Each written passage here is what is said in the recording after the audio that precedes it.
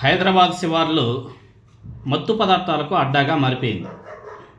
ఆ పదం వాడకూడదండి. ఆ పదం వాడామంటే యూట్యూబ్ వాడు మళ్ళీ లొల్లి పెడుతుంటాడు. అందుకని చెప్పేసి ఆ పదాలు వాడడం లేదు, పక్క తెలుగు పదాలే వాడదామనేసి అనుకుంటాను. మత్తు పదార్థాలకు అడ్డాగా మారిపోయింది. కూటమి ప్రభుత్వం ఏమో పెద్ద పెద్ద కామెంట్ చేస్తూ ఉంటుంది. మత్తు పదార్థాలు మేమంతా కూడా నిర్మూలించేసాం. పవన్ కళ్యాణ్ గారు అయితే మేము అధికారం చేపట్టిన 3 నెలల్లోనే మొత్తం క్లీన్ చేసేస్తాం, శుభ్రం చేసేస్తాం, చీపురు ఎత్తుకొని ఊడ్చేస్తామని చెప్పేసి మాట్లాడాడు పవన్ కళ్యాణ్ గారు. మాట్లాడారా? స్టిల్ ఇంకా ఏపీలో బీభత్సంగా నడుస్తుంది. ఇప్పుడు రీసెంట్గా తెలుగుదేశం పార్టీ ఏలూరు ఎంపీ పుట్టా మహేష్ కుమార్ యాదవ్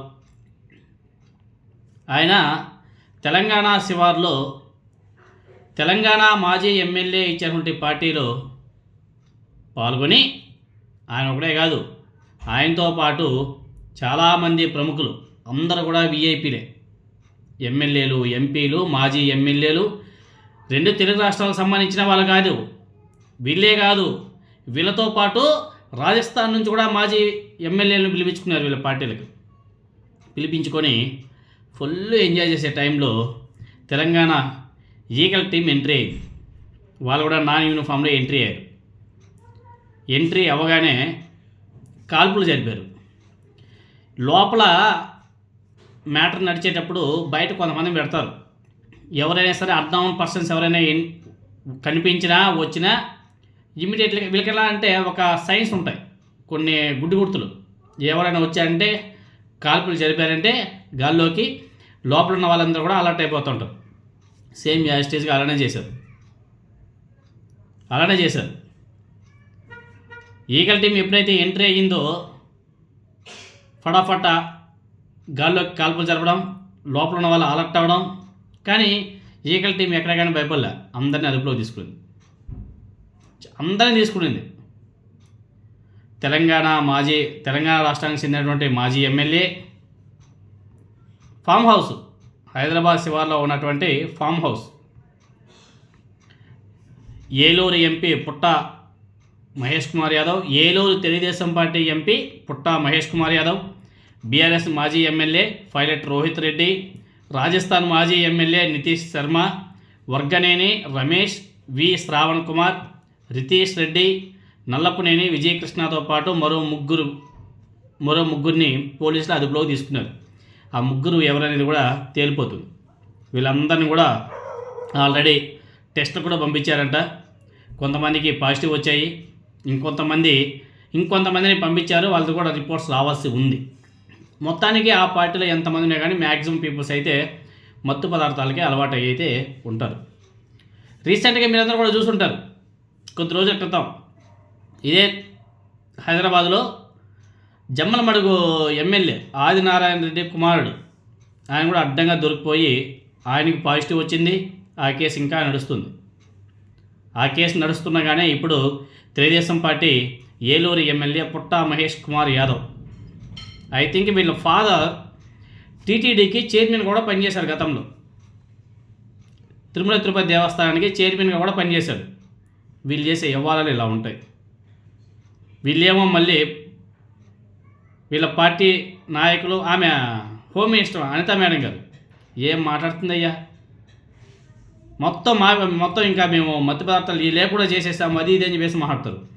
వాళ్ళ పార్టీకి చెందినటువంటి ఎమ్మెల్యేలు, ఎంపీలే అడ్డంగా దొరికిపోతున్నారు, ఎమ్మెల్యేల కొడుకులు అడ్డంగా దొరికిపోతున్నారు. కానీ వాళ్ళ మీద ఎటువంటి యాక్షన్ లేదు. తెలుగుదేశం పార్టీలో ఉన్న వాళ్ళందరూ కూడా వీళ్ళేనా, ఇటువంటి వ్యక్తులేనా?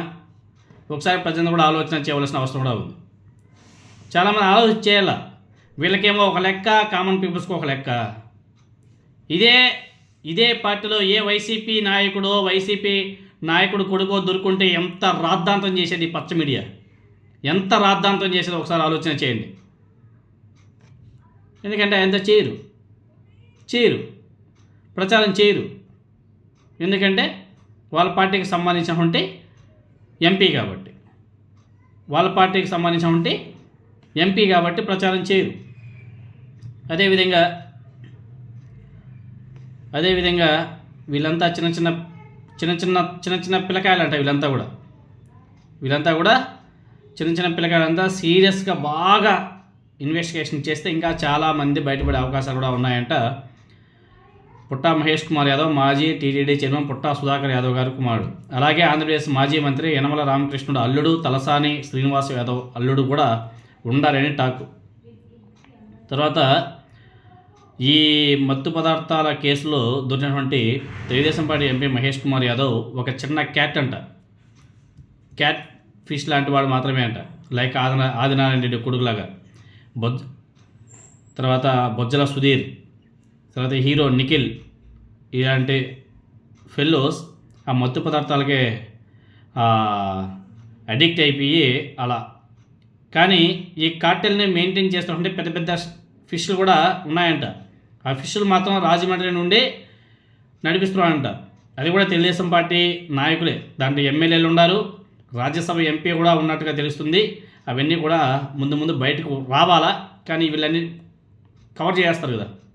ఇక్కడ మన ప్రభుత్వమే, అక్కడ మన ప్రభుత్వమే, కాబట్టి వీటన్నిటిని కూడా క్లోజ్ చేసే అవకాశాలు కూడా మెండుగా కనిపిస్తాయి. మరి చూద్దాం. ఎందుకంటే ఈగల్ టీం పోలీస్ ఆఫీసర్ కూడా ప్రెస్ మీట్లో పెట్టి చెప్పడం జరిగింది. అన్ని పేర్లు కూడా చదవడం జరిగింది. అయ్యా నారా చంద్రబాబు నాయుడు గారు, పవన్ కళ్యాణ్ గారు, హోంమంత్రి అనితా మేడం గారు, మీ మాటలకి చేతలకి ఎక్కడ కానీ పొంతన లేవు.